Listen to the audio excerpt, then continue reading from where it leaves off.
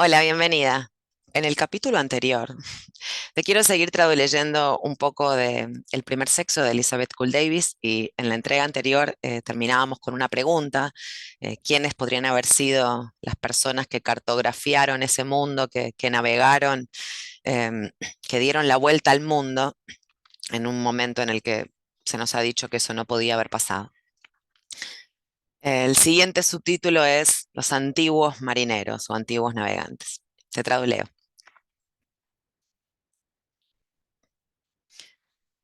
Sin importar quiénes hayan sido estos antiguos navegantes, es probable que sean los responsables de esta tradición conocida como extranjeros maravillosos, común y presente entre tantos pueblos primitivos del mundo. Massingham, mucho gusto, encantada, señala que los pueblos de los lugares más insólitos, desde el Ártico hasta Australia o las islas oceánicas, tienen o tuvieron costumbres y tradiciones que ellos mismos ya no pueden explicar y que parecerían no tener ningún propósito en sus vidas.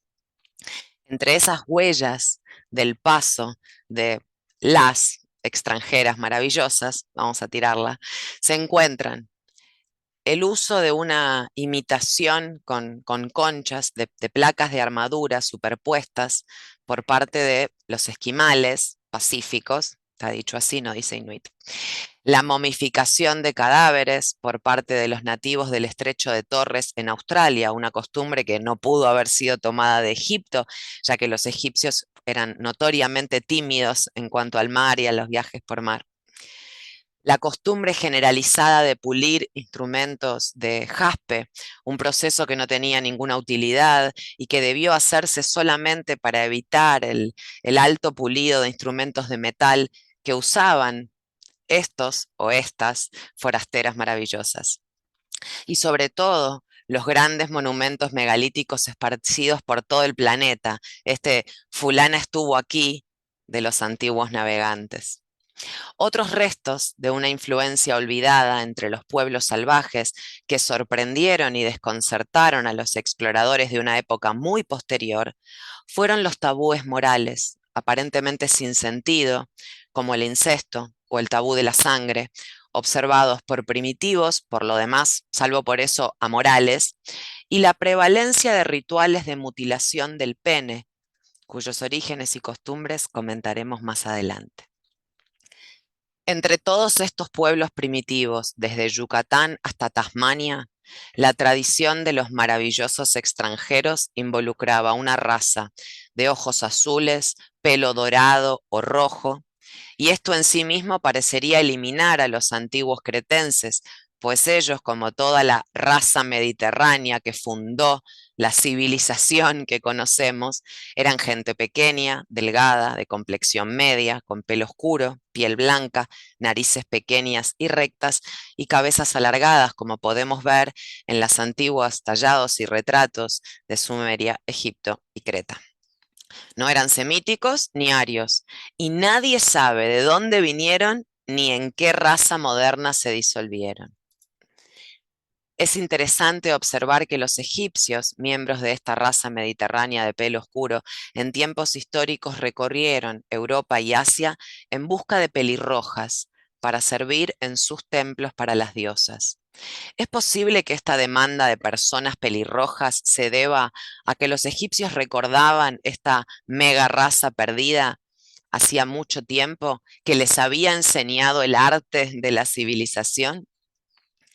¿Podría la conexión con los templos de la diosa haber sido un reflejo de lo que era religión en la civilización perdida, que había legado el culto a la diosa a los egipcios, al igual que a todos los pueblos mediterráneos y a los primeros pueblos indoeuropeos, así como a los semitas? Y de ser así, ¿quiénes eran estos extranjeros dorados? Entre las razas conocidas, el pelo rojo solo aparece entre los celtas de Europa. Terence Powell, encantada, mucho gusto, dice que los celtas eran notables a los ojos mediterráneos por su altura, su piel, sus ojos azules y su pelo rubio.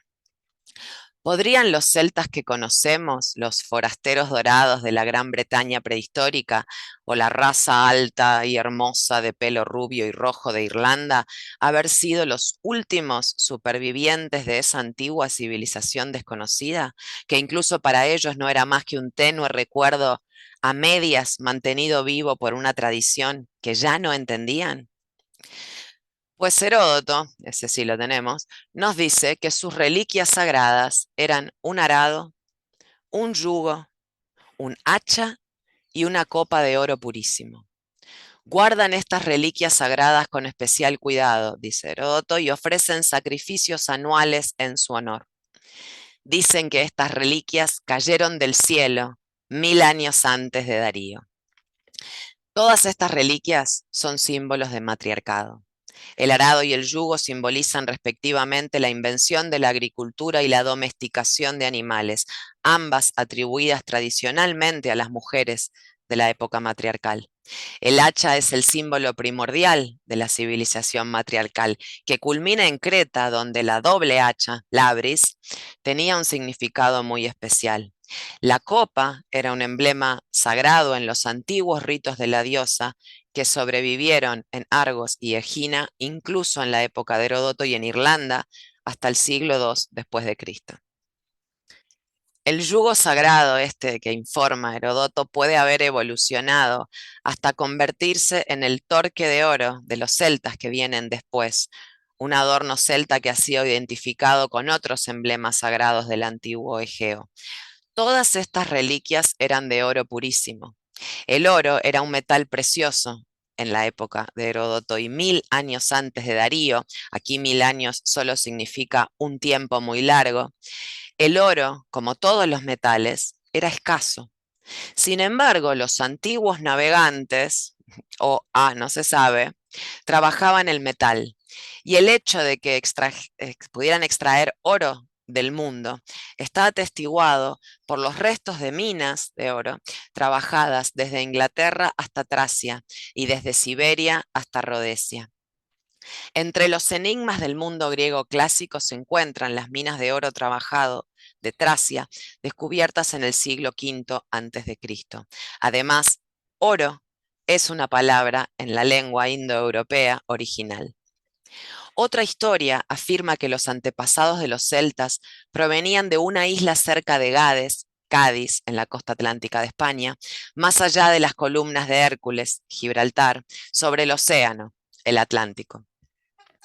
¿Podría ser esta isla la Atlántida? ¿Y podría haber sido la Atlántida el hogar de los antiguos marineros? Heródoto continúa diciendo que según este relato la madre de los escitas era reina y única señora de la tierra.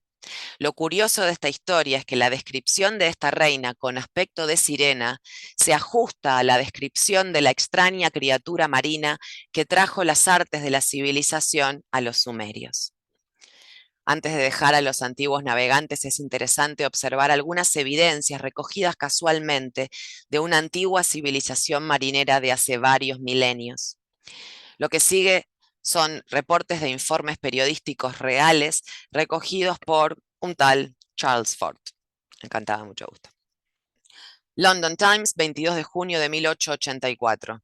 Un hilo de oro, una hebra de oro trabajado fue encontrado incrustado en piedra a 8 pies de profundidad en una cantera debajo de Rutherford Mills en el río Tweed. Un clavo de hierro cortado, perfectamente formado con una cabeza perfecta, fue encontrado incrustado en un pedazo de cuarzo aurífero en California, sin fecha. Un clavo encontrado en un bloque de piedra de 9 pulgadas de grosor fue encontrado en la cantera de Kingory en Gran Bretaña en 1845. Otro clavo de un cristal de cuarzo en Carson, Nevada en 1884. Una lente de cristal, no un adorno, sino un verdadero lente óptico, aparentemente tallado con métodos modernos, decía el British Scientific Association Journal, fue encontrado enterrado en una casa de Nínive en excavaciones realizadas en 1871. La Asociación Científica Británica considera imposible aceptar que los lentes de cristal hayan sido fabricados por los antiguos, capaz los marcianos. ¿De dónde proceden entonces estas pruebas de una civilización tecnológica encontradas como estaban en lugares donde no podían haberse depositado en los últimos 10.000 años? Estamos muy lejos de saber quiénes eran los antiguos navegantes, pero solo a través de conjeturas, análisis y síntesis es probable que lo sepamos. Y el análisis y la síntesis del mito, las costumbres primitivas, las pruebas arqueológicas y el lenguaje conducen a la conjetura de que la civilización perdida de los antiguos marineros era una civilización de mujeres. El mundo antiguo estaba lleno de recuerdos y mitos de tal civilización perdida, una civilización anterior a las de Egipto y Sumer, no una mera precursora bárbara de ellas, sino una cultura antigua, de rango superior, de la que derivaron y de la que sus civilizaciones en muchos aspectos había degenerado. La república ideal de Platón era más una mirada a esta gloria pasada que al futuro. En el Critias había hablado de la antigua primacía de la diosa y de la igualdad de hombres y mujeres en la antigüedad. En la República imagina un mundo ideal similar en el que solo la excelencia del intelecto sería el criterio para el liderazgo. Los cargos públicos podrían ser ocupados por mujeres al igual que por hombres, según esa excelencia del intelecto, como era, dice, la costumbre de los antiguos. En las crónicas de todos los pueblos, los relatos de una raza antigua apuntan universalmente a una creencia fija en la existencia previa de una cultura de indudable antigüedad y excelencia. Se considera que este régimen del mundo antiguo terminó en un cataclismo y se habla invariablemente de él como si hubiera existido en un período tan remoto que solo en líneas generales su historia ha sobrevivido en la tradición. Porque cuando el cataclismo golpea, como dice Platón en el Timeo, solo deja a quienes son deficientes en letras y educación, y entonces debemos empezar de nuevo como niños y no sabemos nada de lo que ocurrió en la antigüedad. Los supervivientes de cada destrucción, continúa en el Critias, ignoraban el arte de la escritura y solo recordaban los nombres de sus antiguos líderes y un poco de sus hazañas. Durante muchas generaciones los supervivientes dirigieron su atención a la satisfacción de sus necesidades y descuidaron los acontecimientos que habían sucedido en tiempos pasados, porque la indagación de la antigüedad solo se produce con el tiempo libre y cuando las necesidades de la vida comienzan a ser provistas, pero no antes. Cuando por fin se logró un mínimo de seguridad y el pueblo fue libre de explorar su propio pasado, no quedaba más que el tenue recuerdo transmitido de generación en generación, de boca en boca, de los nombres y hechos de héroes y heroínas muertos hacía mucho tiempo. Estos antiguos líderes se convirtieron en las deidades y semideidades, héroes, heroínas del nuevo mundo, y sus hechos encarnaron el registro mítico para sus descendientes.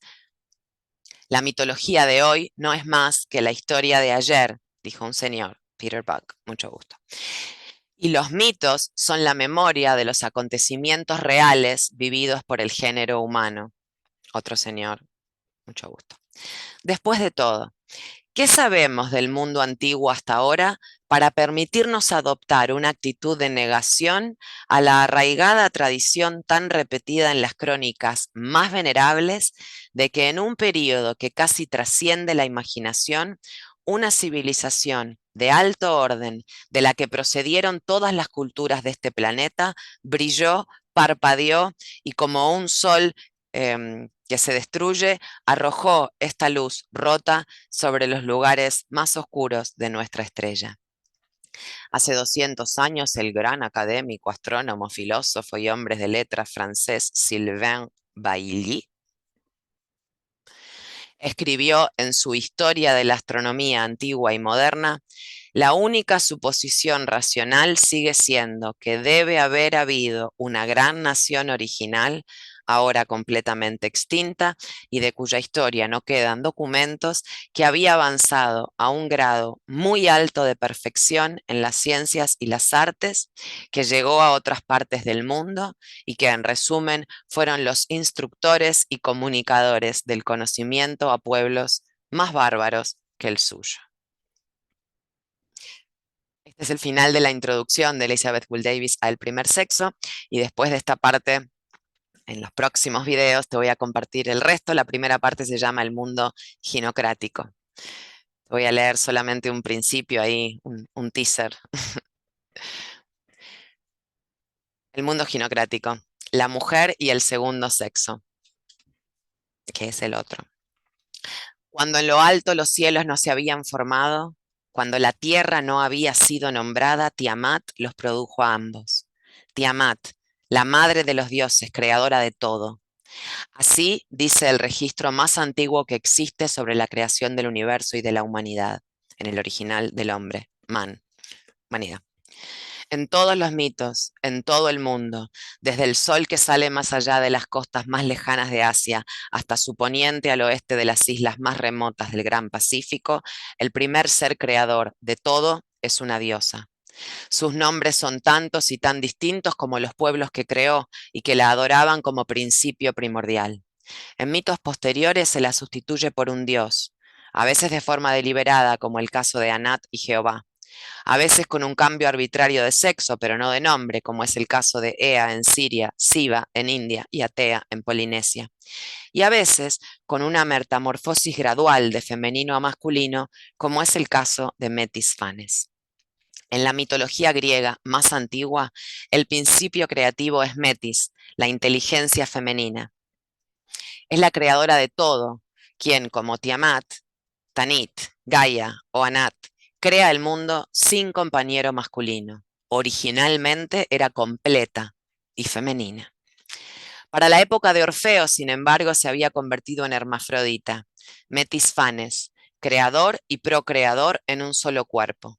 Su transformación final en la época clásica en el Fanes, totalmente masculino, ilustra el concepto antiguo de la evolución de la raza humana, ya que la femineidad original de todos los seres humanos se refleja en la creencia entre los antiguos expresada por Platón de que la raza humana había sido una vez de un solo sexo, combinado en un cuerpo femenino que se perpetúa por sí mismo. En la religión órfica, contrariamente al error de San Pablo, el hombre era de mujer y no la mujer de hombre. Así, el concepto moderno de que la mujer fue hecha para el hombre es de origen muy reciente.